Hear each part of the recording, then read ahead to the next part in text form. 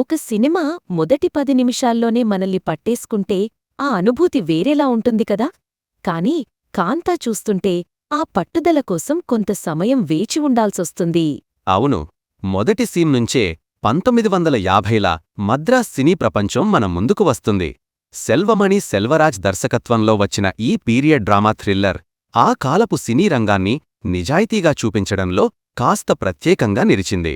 కథలోకి వస్తే ప్రముఖ దర్శకుడు అయ్యా సముతిరకని తన శిష్యుడు స్టార్ హీరో టీకే మహాదేవన్ దుల్కర్ సల్మాన్ మధ్య ఉన్న ఈగో క్లాష్, సృజనాత్మక పోటీ, ఆపై శాంతా అనే మహిళా ప్రధాన చిత్రాన్ని కాంతాగా మార్చడం ఇవన్నీ కథను ఆసక్తికరంగా మలుస్తాయి. మధ్యలో హత్యా మిస్టరీ కూడా కలిసిపోవడంతో ఇంటర్వెల్ దగ్గరికి వచ్చేసరికి ఒక మలుపు వస్తుంది. అయితే మొదటి భాగం నెమ్మదిగా సాగుతుంది. కొన్ని సన్నివేశాలు మళ్లీ మళ్లీ వస్తున్నట్టు అనిపిస్తుంది. కాని ఇంటర్వెల్ మలుపు మాత్రం కాస్త ఉత్కంఠను పెంచుతుంది. రెండో భాగంలో కథ హూడనిట్ థ్రిల్లర్గా మారుతుంది.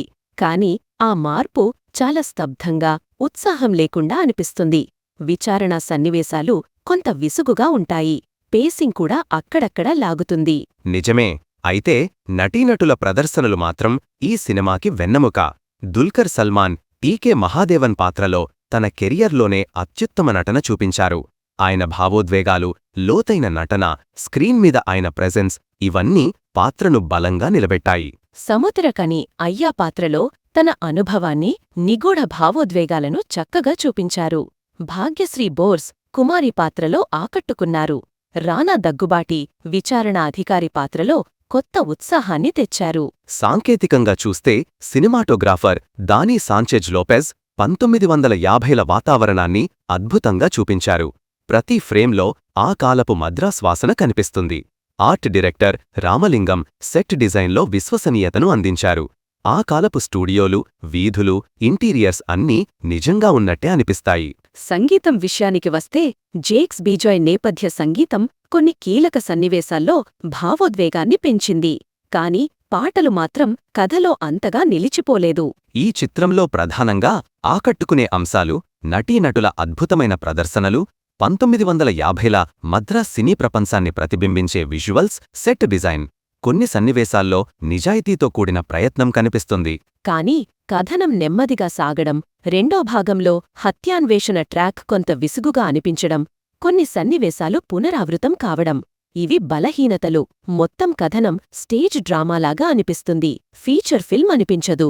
మొత్తం మీద కాంతా సినిమా కళాత్మకంగా, సాంకేతికంగా మెప్పించడంలో కొంతవరకు విజయవంతమైంది. నటీనటుల ప్రదర్శనలు, ఆర్ట్ డైరెక్షన్, సినిమాటోగ్రఫీ ఇవన్నీ హైలైట్. కానీ కథనం నెమ్మదిగా సాగడం, పేసింగ్ లోపాలు, హత్యాన్వేషణ ట్రాక్లో ఉత్సాహం లేకపోవడం వల్ల సినిమా పూర్తిగా ప్రభావం చూపించలేకపోయింది. రేటింగ్ విషయానికి వస్తే కాంతాకి 2.5/5. నటీనటుల ప్రదర్శనల కోసం 1950ల సినీ ప్రపంచాన్ని చూడాలనుకునేవారికి మాత్రమే ఈ సినిమా సిఫార్సు చెయ్యొచ్చు. ఓపికతో ఉండగలిగితే కొన్ని మంచి క్షణాలు తప్పక కనిపిస్తాయి.